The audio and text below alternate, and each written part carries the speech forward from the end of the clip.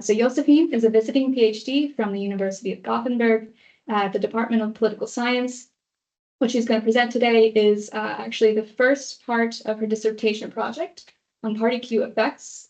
She focuses on theoretical arguments and empirical effects of out-party queues in multi-party contexts. So the floor is yours. Yes, and it's my second paper, but sorry. almost. Yes, first, thank you for coming and for having me presenting here today. So I'm visiting here for a few more weeks. I'm very happy to see so many of you here. And I'm presenting a project for my dissertation. It's about our party queues, but the project is on party queues more broadly. Okay, so what is a party queue? I guess most of you are at least a bit familiar with the concept. But short, we can say that it's a labeled message. It's connect a piece of information to a party sender or party. And the most common study object is the in-party queues. That's the message from your in-party or the party that you prefer.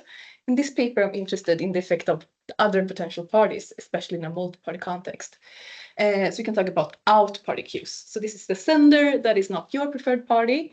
Technically, it could be any other sender, but it's most commonly operationalized as your most distant party, your oppositional party. And here are some examples from Twitter. So from previous research, we have some mixed findings on the effect of out-party queues, but the most common is a backlash effect. By backlash effect, I mean that people sort of move away from the position of the out party. If the out party says something, you become less supportive of the thing and you move away. However, I think there are still some issues still relating to this concept and these findings. First of all, I think it's a bit under-theorized, especially in a multi-party context. So I don't think it's especially clear what an out party is, especially when you can have several potential out party queues. And it's also not clear what type of inferences people make from out-party queues. So we have some findings that people not only think about the out-party queue, but they also make inference about the position of their in-party. So then it's unclear what type of effects we can expect for an out-party because it can have different effects depending on this. And the third reason why I think we need more studies on especially out-party queues is because it's quite US-centered. We have some studies outside of the US, but the whole theoretical argument and also most findings is from the US. And in the paper I developed, so I'm partly then interested in like the theoretical arguments behind party queues and out-party queues. So in the paper I developed 4 distinct sort of theoretical arguments. The first 2 relate to the most common finding of a backlash effect. And I think that people can backlash for 2 reasons. And this comes a lot from the in-party queue literature. So people can backlash because they want to protect their identities. And relating to out-party queues, I think it's especially interesting with the negative partisanship identifications. So now that people can not only have identification with parties they like, but they can also have identifications with parties they don't like. And I also think that out-party queues can signal a sort of information shortcut. And one interesting information that people can draw from an out-party queue is ageological positioning. How close is this party and has this policy to my preferred position and policy? However, especially in a multi-party context, I think there are other alternative options, right? So we can also think that out-party queues can have a following effect. So people follow the out-party queue. And here I build on the argument that an out-party queue, just like an in-party queue, is a party queue from a more informed elite. So it's a knowledgeable source of information. However, I also think that there are arguments for that we can expect a no effect of a party queue. So here I build a bit on Saller's work that people can avoid sort of updating. They can resist information and simply ignore the queue. And I test this in the UK. I decided to focus on the UK because I think it's a good case for moving from the US to a multi-party context. It's a simplified context.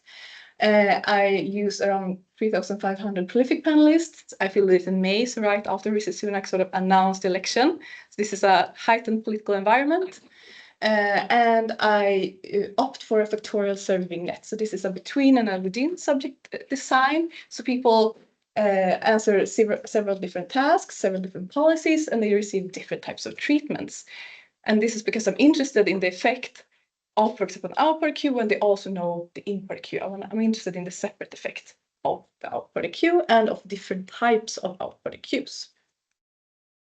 So in the experimental setting for each task, there are a number of things that can randomly or they're randomized. So it's randomized if you get a cue or not. It's randomized if it's who the sender. And in this context, it will be either Labour, Conservative, and Liberal Democrats. And you can get both from Labour and from the Liberal Democrats, for example. And I also have a support and oppose condition. And maybe to make it a bit more simply for you to understand, this is an example of what the task can look like. So people get some information about the policy, they get the treatment, and then they are asked to evaluate the policy. And I have 4 policies. It's about a sugar tax, a ban to ban new petrol and diesel cars, and nationalize the railway, and reforming right to buy policy. And I did like 2 pre-tests and 1 pilot to test these arguments or these policies, how credible they are, and so on. Okay, to the results. This is very briefly, but we can talk about the experiment if you have questions later. So in contrast to what I expected, I really don't find any effect of the strong out party cue when I average across different types of cues, right? The most important one is the in cue. People react mostly strong to their in party cue. You take the most information for that. But interestingly, I also see an effect of the weak out cue, and this is, I asked them to rank the parties, and so this is their middle rank party. And I see that it operates more like a weak in party. You listen to it. It's a sort of information cue for you.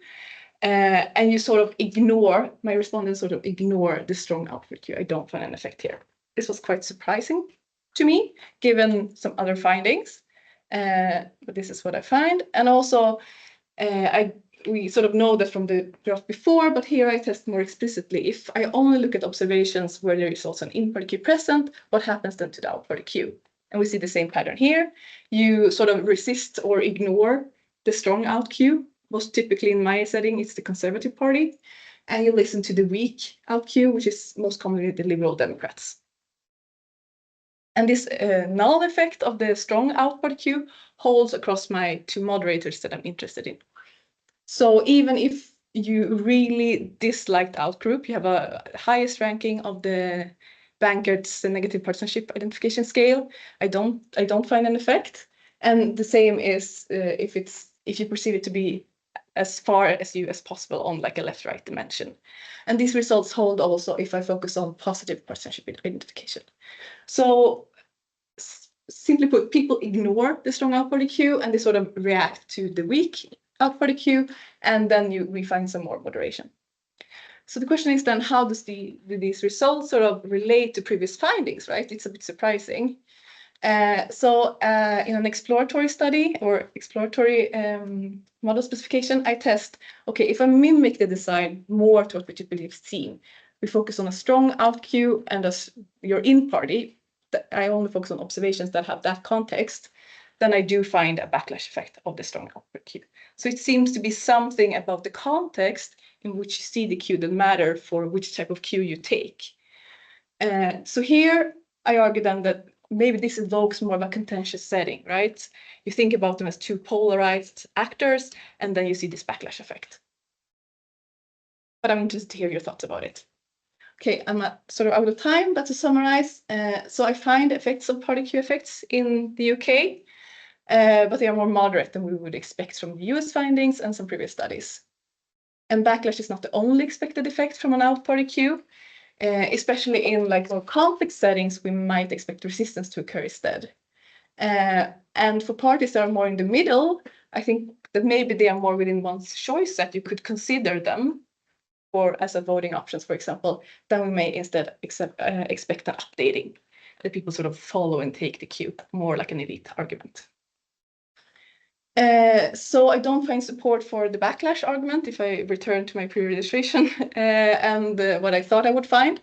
I only find support for that in the exploratory analysis. I find some partial support for the elite argument and some partial support for the resistance argument.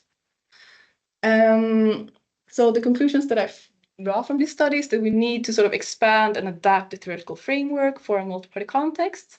So the effect of outward cues will probably depend on other actors in the environment that you're in, sort of.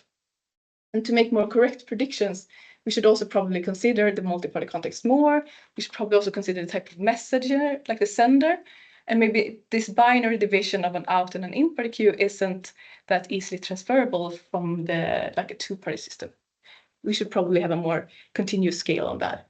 And I also think we need to consider a bit more what type of inferences people can make from a party queue. When is a queue relevant, for example? Okay, thank you so much. This was a brief presentation.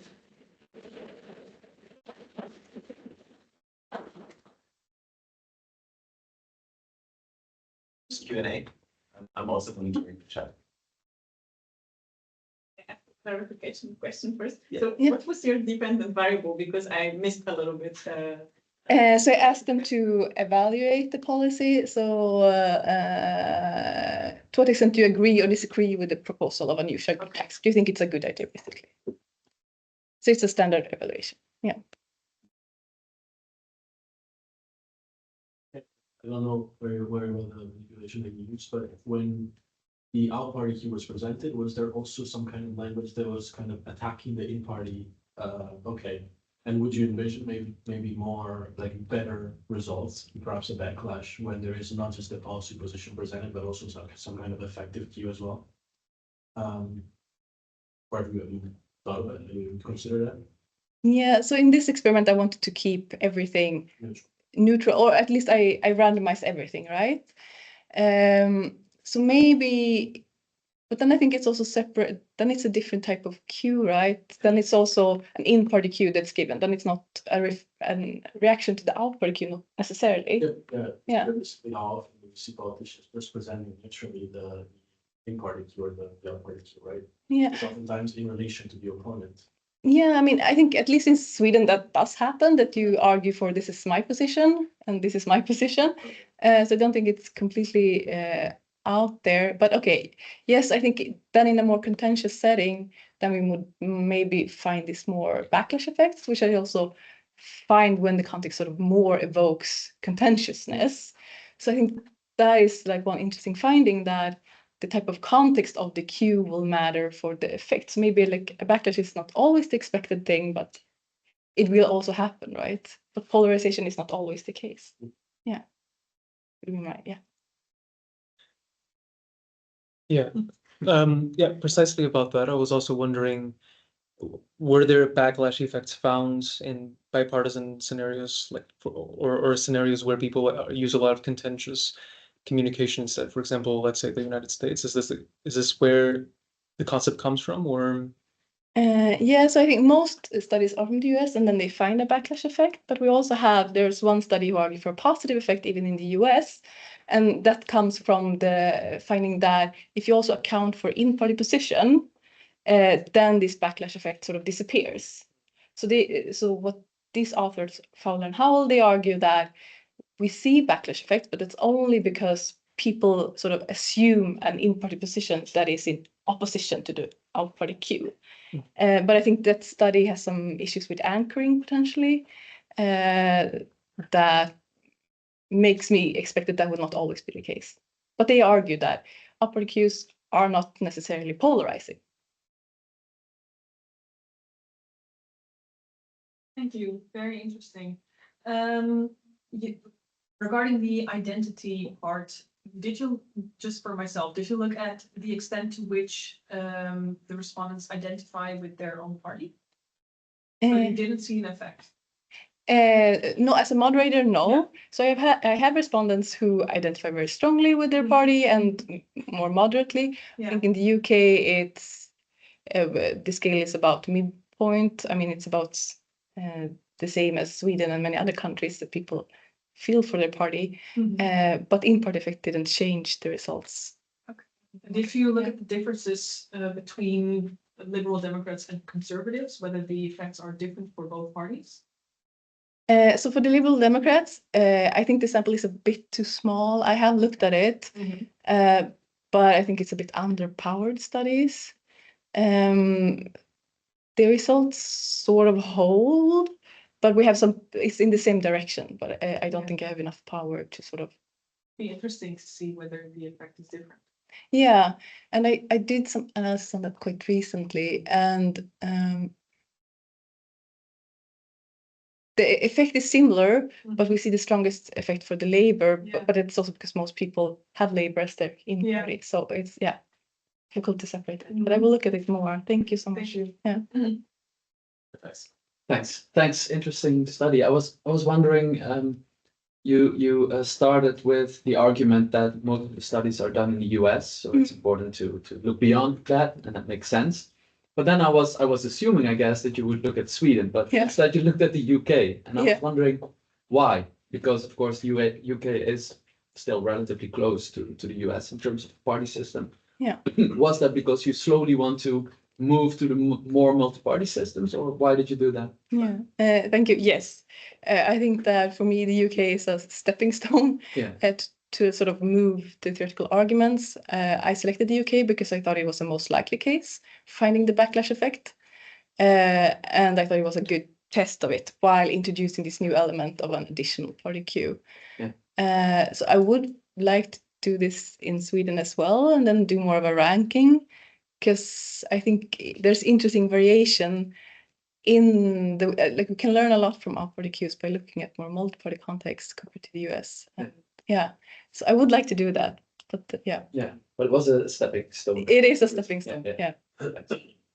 Yes, sort of following up, would you expect a backlash effect in a multi-party system as well? I mean, have you started hypothesizing and theorizing about your Swedish experiment then? I mean, now I don't know. I thought I was expecting a backlash effect. And we have some findings using like panel data that find some kind of backlash effect.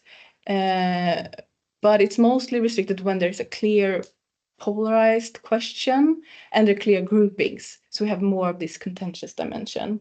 And in Sweden, there's another study who include an out-party queue effect as like a side thing to the in-party test, and they only find it for the Sweden Democrats in a very specific setting, and the Sweden Democrats is like a nationalist populist right party, and there I also think there's another moral dimension to it. So I think there are more to sort of disentangle when an out-party queue will matter. Yes, super interesting if maybe being against being in the outgroup of something could unify you, or state as splintered as the party system is. So we're curious what to find it. Yeah, thanks. Nice. Yeah, I was wondering if you could say a bit more about what the effects look like per policy proposal. Yeah, I don't have it in the PowerPoint, but I have it in the appendix. So for the strong out-party queue and the in-party queue, the effect remains exactly the same. So a clear in-party queue effect and a no effect of the strong out-party queue. For the weak out-party queue, then the mid, most typically the Liberal Democrats, all the results are in the same direction, but it's only significant in 2 of the policy proposals. For the other 2, it's just on the verge, like it passes the but it's not significant in like a conventional level. Yeah. Awesome question. Is it mostly done with parties, or can it also be more of an ideological queue? So, for example, especially multi-party systems, that the left-wing bloc or something, or those different camps have different positions on the taxing. Is something like that done? Because I think that might be easier than as an implication. I think that would probably be have an effect. I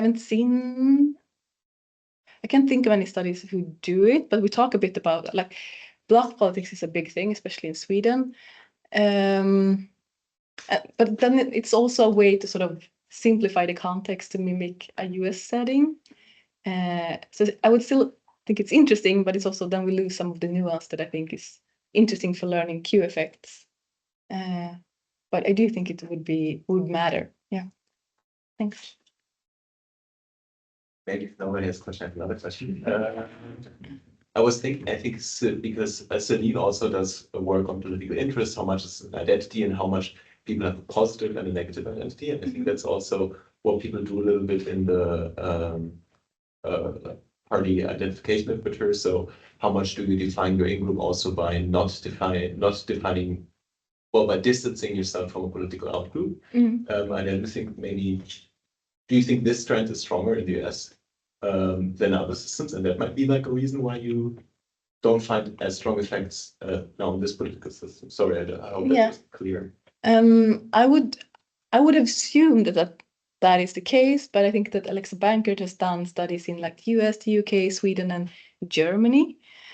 And there are also some other studies who do something similar, and I don't think they find that the US is very like stands out on that regard. But I do think that we see more of those polarized things in the US. And for example, in Sweden, it's very common that you move not between your block, but within your block, so between parties. So then your identity isn't as central to you, I think, because obviously you change over between elections, for example. Yeah. You have a question. Yes. Oh, sorry. I was wondering, how much do these policy proposals really matter? So I'm curious to hear like how much did people believe your statements regarding MPs taking a particular position? How much would matter what their how strong their own policy position is on that particular proposal? And just judging by the labels here, I think most of these policy proposals are actually things that are discussed. And so I wonder what would happen if you would propose something that's absolutely not discussed, where it's absolutely unclear what the proper position is to take. So in the two pre-tests, I asked the respondents. So it's obviously not exactly the same sample, but it's still a prolific sample. So I thought it was like good enough, sort of. So I asked them first, how credible do you believe the information that you were given? And then I also asked them to elaborate in an open-ended response. And most people, I think I had like 1 or 2% who said it wasn't credible. And then when I asked them to elaborate, they sort of, no, this is a shit policy, or it will take too much time to implement. There were very few who said something relating to the queue. So that's why I sort of stuck with the items or the policies. But I do think, especially for like the right to buy, in hindsight, I think that's a policy that's quite connected to the Conservative Party, for example. So maybe there's something in there that there's like a small pre-treatment effect that makes you react a bit. Yeah. And regarding your second comment about it, if it was like completely new, I think there are different predictions depending on how you view party cues. So there's one literature that would argue that we would expect bigger effects if it's a completely unknown policy, because then it's a stronger information to get a party cue. But then on the other hand, I think that the identity side of the argument would argue that we might expect bigger effects if it's a policy that's sort of central to your identity and where you want to sort of protect it more.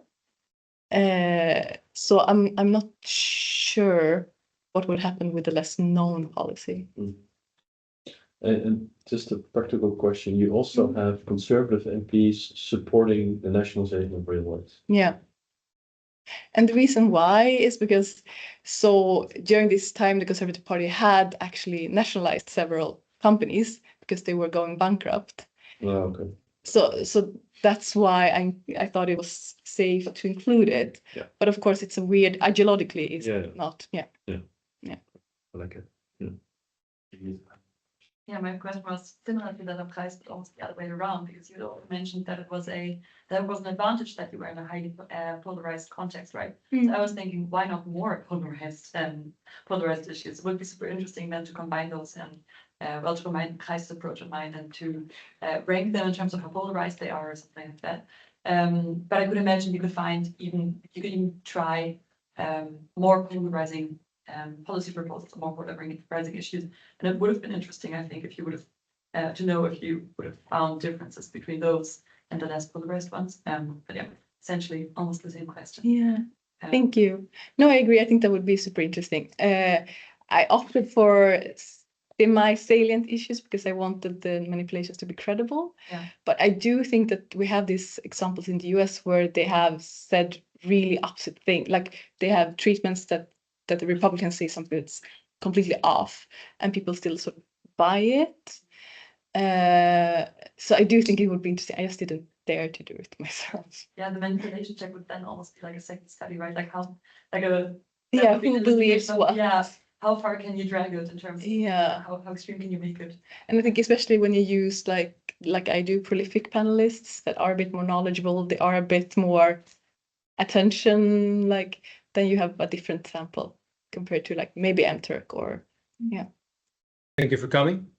I'm going to be presenting a proposal for my study 2, and this follows a first study where we used EEG to study how people process the faces of politicians. But we start with these big, broad research questions that would take 30 years to answer. And I pretend like I can answer that within 3 years. I do want to start with this first because this is the reason why we're studying the neurocorrelates of politics, something that is quite difficult to do, something that has already been seminally done, but it's always difficult to connect these studies. And so the main questions are, how does partisanship emerge in the brain, and what are its downstream consequences for cognition, emotion, and behavior? So you can imagine that whenever we're studying partisanship and how it connects to partisan bias, it's like we have this black box in the middle.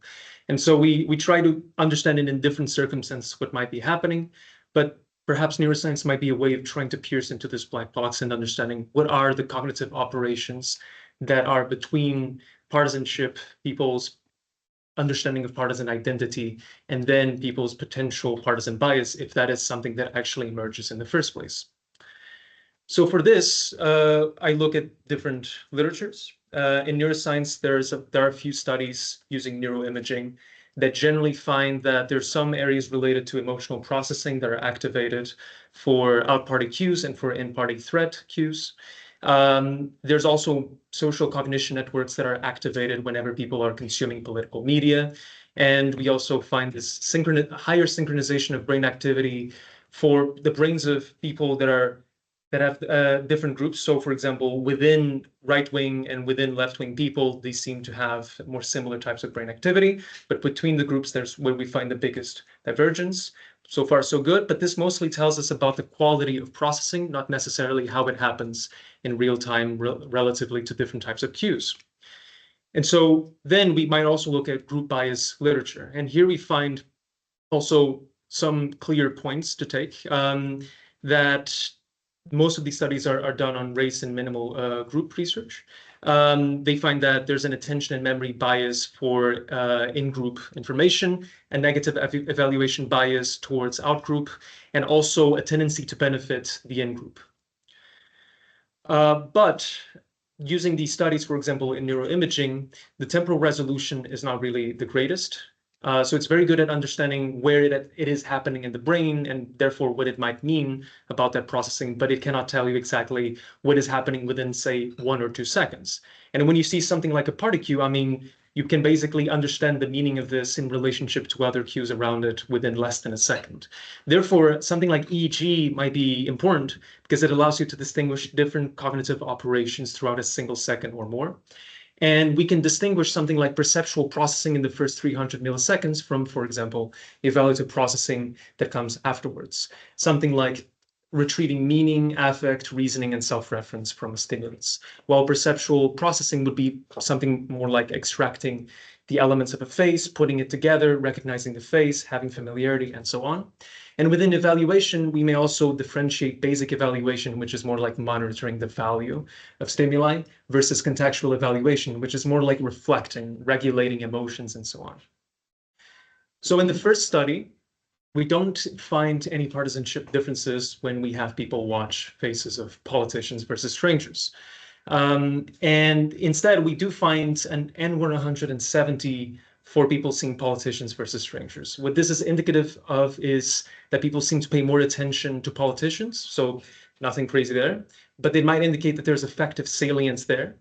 And interestingly, with the cluster-based permutation analysis that we did afterwards, We also don't find any partisanship differences, but again, for that politician versus non-politician comparison, we do find an initial perceptual phase, the same that we found in the first study, which indicates, yes, people are retrieving and paying attention to faces in a certain way, but also an evaluative phase, meaning that these two phases might be relevant in perception and in evaluation of stimuli for example, in-party and out-party. So, Sorry, what is cluster 1 and 2? yeah, these are basically the clusters that this method identified. It's a data-driven method, but I can also explain the methodology a little bit better afterwards. And so we try to refine this first study where the design or the stimuli might not have been exactly the one that we might have wanted to disentangle these things, for example, familiarity. And so we asked this first research question, which is, to what extent does partisanship condition the perceptual processing of party cues? So here I want you to have this imagery of you're going through a newspaper or you're going through research news articles online, and you're seeing all of these different cues, but you don't have a particular goal. You're just consuming a lot of information. So you come in contact with different party cues, and sometimes your attention might gravitate to certain cues over others. So here the question is, what type of cues would you focus the most on when you're just having this type of perceptual processing happening and no real top-down influence, no goal in mind? And then we have the other reverse question, which is, to what extent do incongruent and congruent messages condition the evaluative processing of party cues? So here, we not only want to know how a certain social cue might be processed by itself, we also want to know how it's processed in relationship to other cues. So for example, matching faces with messages. And then people might have a grander, more complex perception of what partisanship really is within a context that makes more sense. Like, for example, watching a speech, watching a commentary, a political debate, where you're seeing where people are coming from and trying to understand what their messages actually mean within their partisan context. And so for this first task, we have the simple face viewing task, and which is very similar to our first study. And here we have an out-party face, which would be a political leader of a party that you would never vote for, versus an in-party face, so the same thing, but for the in-party, you would definitely vote for this in-party. And we show them these faces at different times, capture the signal that comes right after it to produce an ERP wave. And then we simply compare these two waves to see if there's a big perceptual processing difference. So here we're mostly interested in anything that happens before the 300 milliseconds mark or so. And the hypothesis here would be something like in-party leader face cues elicit greater attention in the perceptual phase than out-party leader face cues. So for the second task, the prime face viewing task, we match a statement such as immigrants should be deported or welcomed. So that would be more of an in-party versus out-party manipulation. Then with a face, can be out-party or in-party, to capture these types of different conditions. And so we can get half of the trials being incongruent, and then the other half being congruent out-party and congruent in-party, so that then we can ask two questions.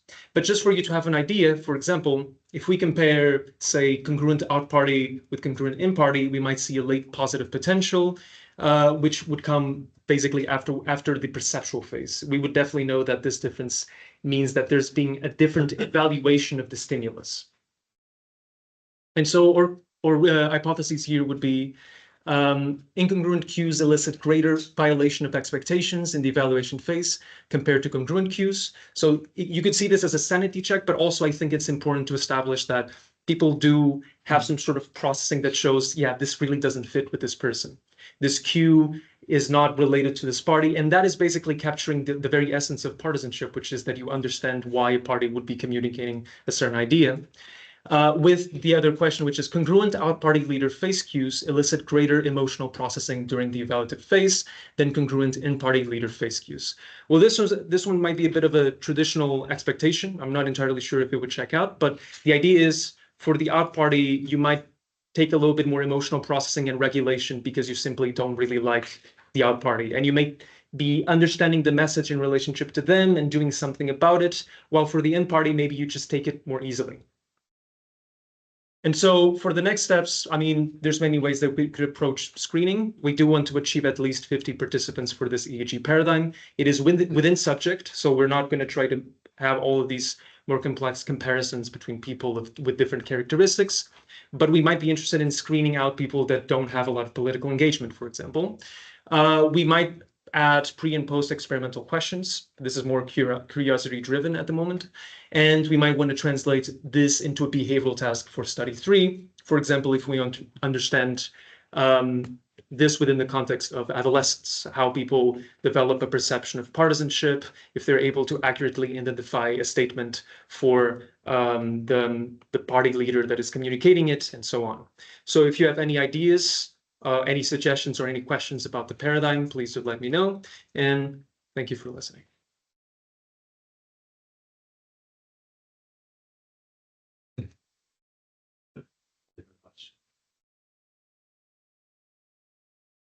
Thanks for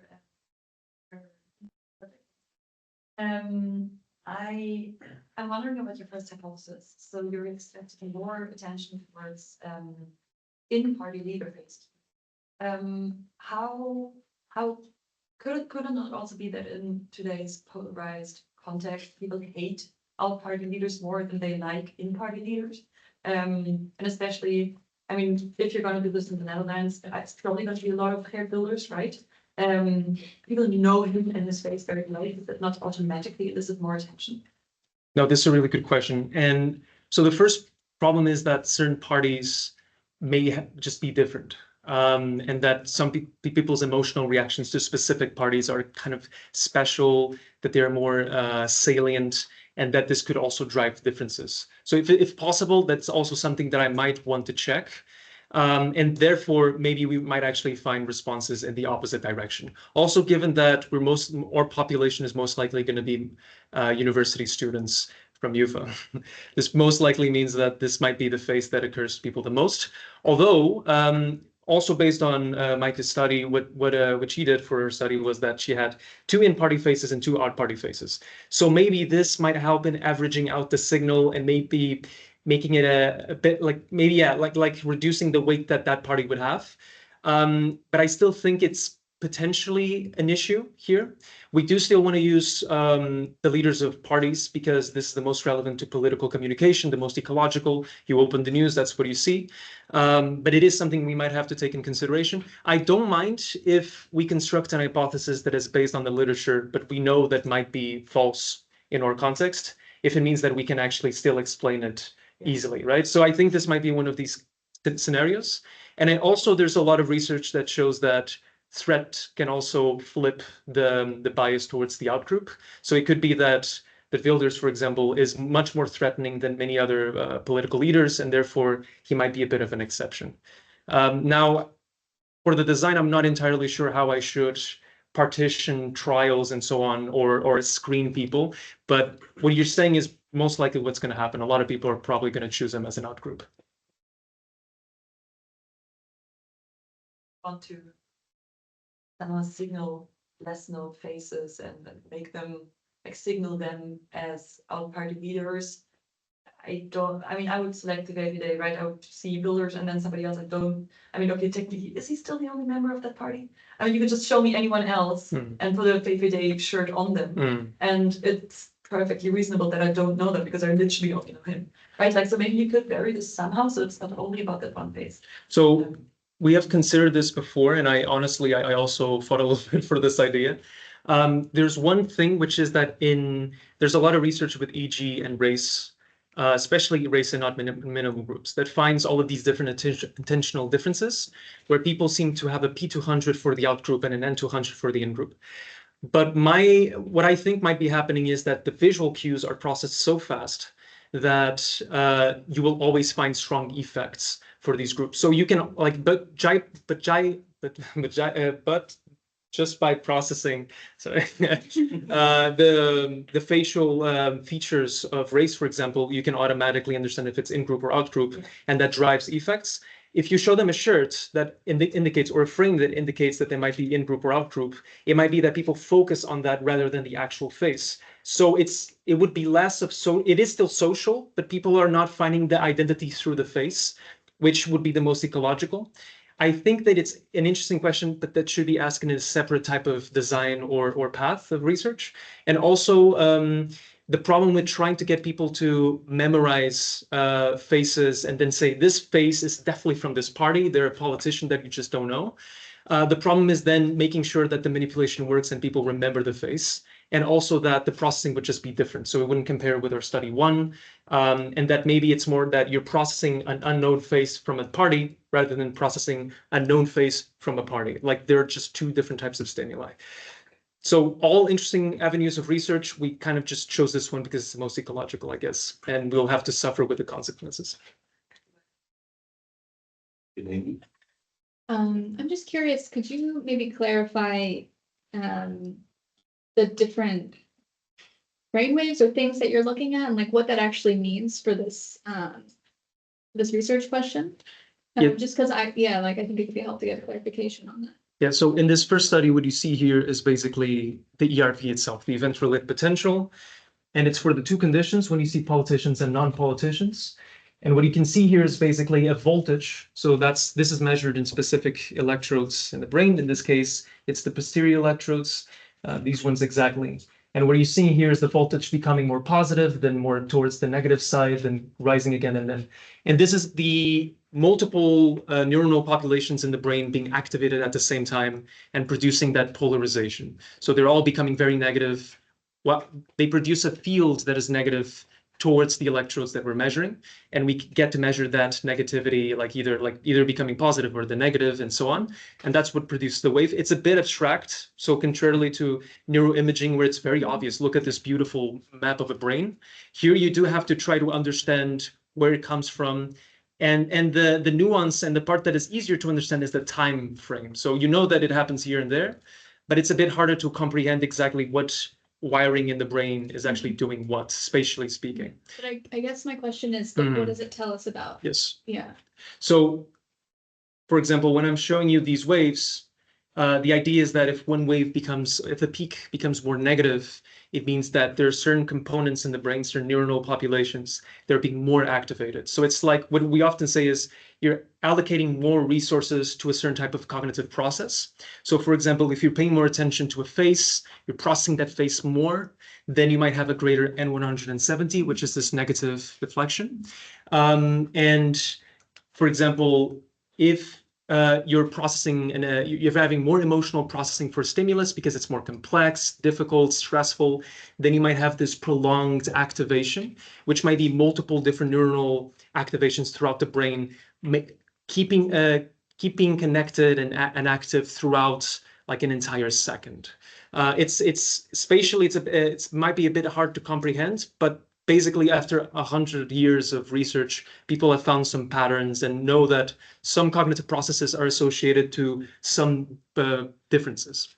But technically, every signature that you ever see in a study is always different. You just have to try to see if there's anything comparable with other studies that are similar in design. Thank you. In the two of you, but since this question relates, I'm just going to read out one question by Diamantis. He asks, in hypothesis 2b, you mentioned emotional processing. How can you be sure these signals reflect emotions and not prediction error signals? The late ERPs do not necessarily imply emotion. You may want to consider evaluative processes instead.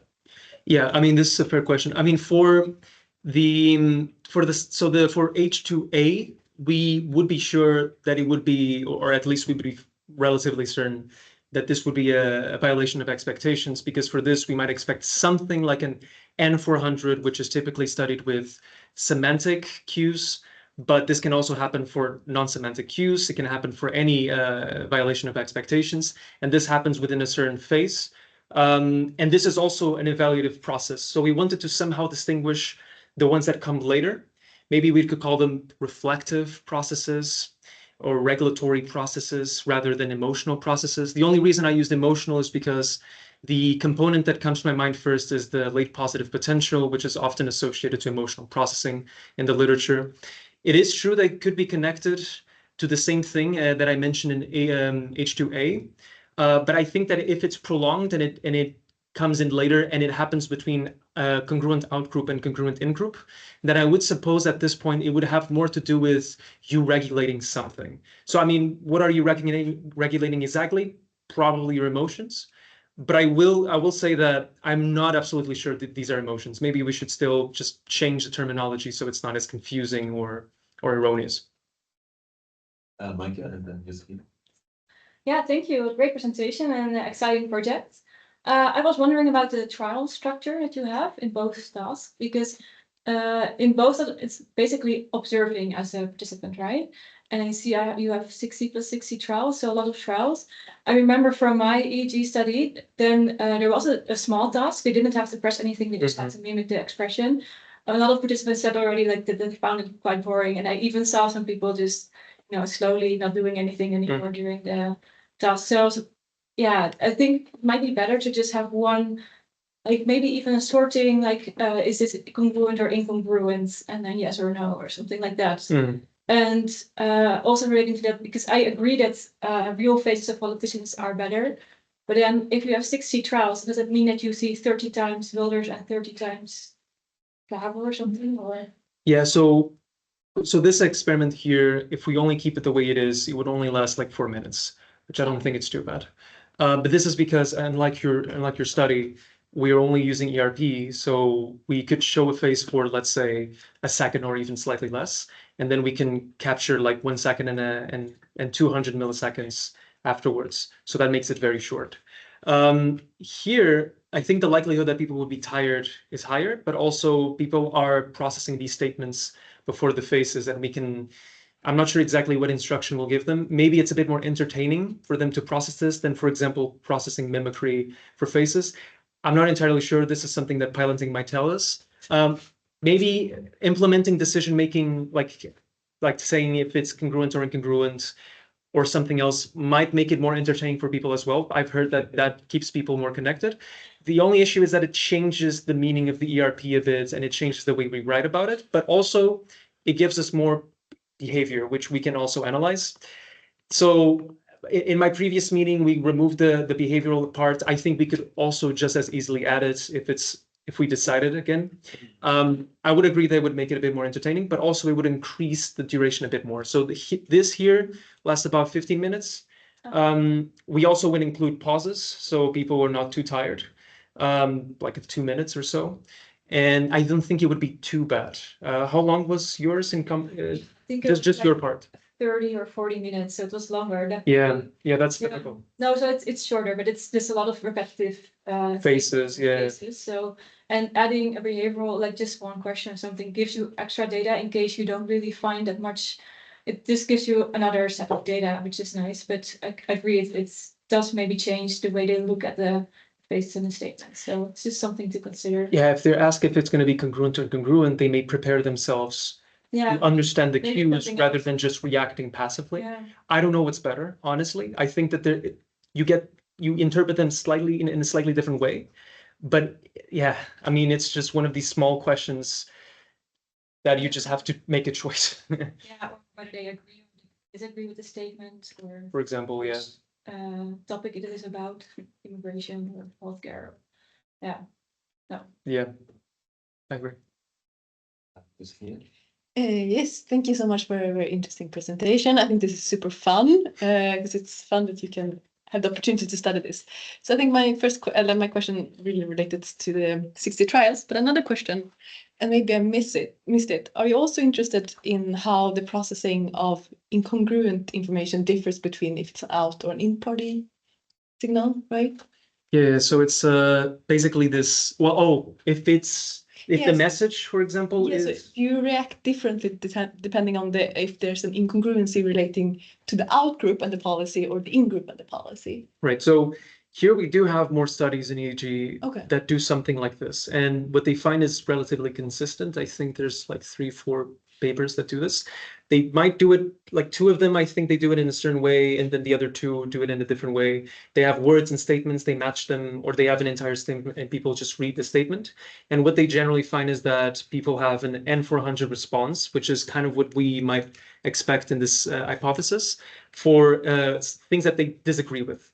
So be it disagreeing with a statement or disagreeing perhaps with the match between the face and the verbal cue, I would expect that we would still see some sort of similar process.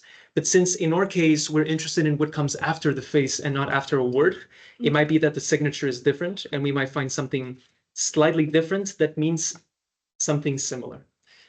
So in a way, we're still interested in this on the face level, but we have decided to not study on the statement level. The expectation is that people will disagree with a statement that ideologically is from the other side of the spectrum, and we want to use high salience issues so that it's more guaranteed that people will have a strong feeling about it. If we used issues that are a bit less clear, like some of the ones that you presented, then I guess you could see if you could sway people with out-group and in-group cues. But here, I think we're mostly interested in seeing how people process something that should be very clear to them, and then maybe in the future move to like an environment where the issues are not as important. What is more important are the cues, and does it change the way they process the following information? Yeah, but I guess this is a bit more foundational, I guess. Because it would be interesting to see, like, do you react differently depending if you like the statement but dislike the sender, or if you sort of like the sender but dislike the statement, and see what that can also be interesting from partisanship, right? But yeah, one thing we could do, I'm not sure to what degree we should do this, is basically in the screening process we can ask them some of these issues, or issues that are similar enough to the issues we use here, and so we know their baseline opinion about it, and then we can already assume that people will agree and disagree, and we already know the EG of how people respond to these statements they agree and disagree with, and then kind of extrapolate that. That's probably what's happening in these studies. It can be a way of it can be descriptive to see if our results actually make sense, like, in a way you check. But yeah, now the idea is it also true for face cues, and is it also true for the combination of a face cue with a verbal cue? And I mean, your expectation is that it's just going to compile. thanks. Thanks. I was a little confused now, because first I thought that the combination here was at the same time, but now it seems as if people first get the verbal stimulus and then the face stimulus. That is what is going to happen. Yes. So in practice, you will have a second of the text and then a second face. So a second might be, I mean, it depends on the statement you use, but yeah, that's the idea, because if you want to capture the response to the face itself, you need to separate them, and this is very common in ERP paradigms. And so my question basically is, and what happens then? So you see the text, then you see the picture, and then we have like basically a blank screen where we would just capture the ERP, and then we move along to the next stimulus. Right now we don't. Is that the break in between? So we want at least like a second and 200 milliseconds, 1.2 seconds, and then we might want like an interstimulus.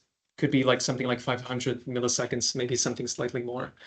Yeah. My point is, I could imagine that at some point now it is about the incongruence between those two things. Mm-hmm. But I could imagine that at some point, looking at it for a long time, you do not relate those two anymore to each other, but also to the next one, and also to the next one. And it's also about the incongruence or congruence maybe between the face you see and then the next text you see only maybe 2 seconds later. Mm-hmm. So then it all gets the danger that it all gets jumbled, confused a little bit. Yeah, so I think that because of randomization is not as much of an issue, because this I think would have been an issue in a lot of EEG paradigms where you're showing them, for example, faces.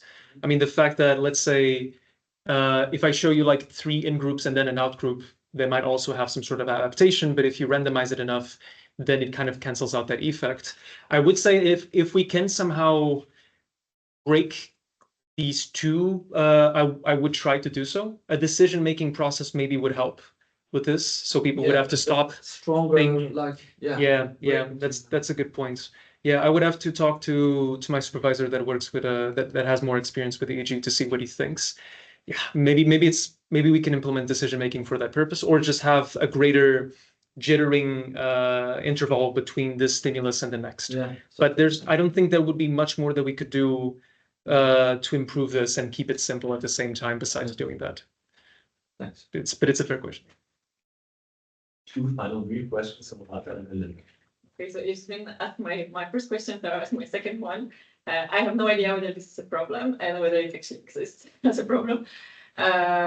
So you have 2 different types of stimuli. One is visual and one is reading. is there a difference in terms of the response that you are measuring actually in processing just because of the format of the information that you're providing? So yeah, I mean, both in a way are visual, but one is verbal, and yeah, we do know the type of typical signature that there is for words. If we're interested in capturing the ERP of a word, we need to make sure that each word is seen individually, but that's not the case anymore. So we just have the person read generally, and we don't actually are not concerned with the exact signature that they have for the statement. We could still maybe use something like frequency domain, like Mike has used. So we would show them for 2 seconds, for example, get that and then get the face. But for the face, we would get a different signature. Given that this face is primed by something else that can alter the signature and making it something a bit more unique. Yeah, what here do you think could be problematic? You discussed in terms of the question about policy before you give them the stimuli, you could capture actually, you know, the whatever the reading is doing to the stimuli with this baseline, not only their opinion about it, but also, you know, in terms of measurement that, because now I think you will not distinguish, maybe if there is such a problem, between response to the content, right, and the format itself, if that makes a difference. Yeah, so but again, I have no idea about how these signals, you know, what they mean actually. But you do raise a good point, because I did mention it's not the most important thing in the study, but there is one advantage to the way that we're doing these tasks. Here we capture the face without being primed. And then we get to see how it looks like when it is primed by something else, either an in-group or an out-group statement. And that means that we can actually understand what's happening to the curve that might be related to the text itself. My guess is at the point that you're seeing the face, your signature doesn't have to do with the format of text, but it has more to do with the meaning that you've retrieved from the text that is still in your working memory and is then brought to process the face. So whatever changes we see could be something like, let's say, more later evaluative process, be it emotions, be it expectation violation, be it whatever else. It's also possible that it changes the initial signature a bit in comparison to the first study, because it might change attention to certain features. And that's why I think that's why in our research, in these research questions, we try to make it clear that in the first bit, we're only interested in the perceptual, second bit, the evaluative, because we manipulate them more. But technically, we could still find differences in the evaluative and the perceptual, and it could have to do with the format of the stimuli itself. But I'm asking it for a reason, because I find very often when I use both, I use text and a picture, and they manipulate 2 different factors, that actually the effects are stronger of the picture, just because it's in a picture format, and that's a difference. Apparently, it's easier to process than a text, right? Yes, that's true. I mean, I think that for at least pictures or faces, you just capture holistically a lot at the same time.